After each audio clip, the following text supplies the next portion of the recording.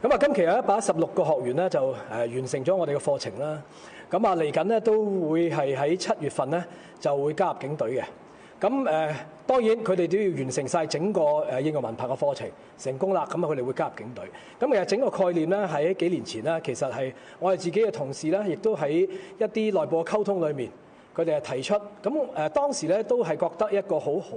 嘅一個意見嚟嘅。當然年代唔同咗啦，同喺1973年至1990年嘅警察少年訓練學校嘅模式咧，其實亦都好難去100% 咧係將佢咧係複製一個出嚟。咁但係當時亦都覺得，既然有一個應用嘅文憑課程，佢亦都希望咧可以喺呢度係俾一啲有志加入警隊嘅年青人咧，佢哋可以考慮係其中一個選項，可以咧係喺讀書嘅期間咧係了解多一啲。咁整個警務嘅課程裏面咧係分咗好幾部分。咁喺22週裏面咧，如果佢能夠成功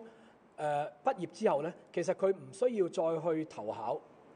或者係考體能啊，或者係去面試啊咁樣，因為佢喺呢一年裏面咧已經係證明咗咧，佢哋係有能力係加入警隊。咁所以咧，只要順利畢業，我哋認為佢係成功係一個適合嘅話咧，其實佢已經可以喺不久嘅將來咧就入班㗎啦。咁啊亦都係希望喺度講一講啦。其實喺我哋以前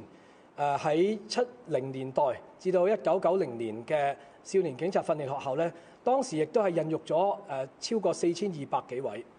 嘅一啲好成功嘅一啲警務人員啦，或者佢加入其他嘅紀律部隊，甚至乎離開咗紀律部隊之後咧，可能喺唔同嘅領域嗰度咧發光發熱嘅。咁所以咧喺呢度當中好多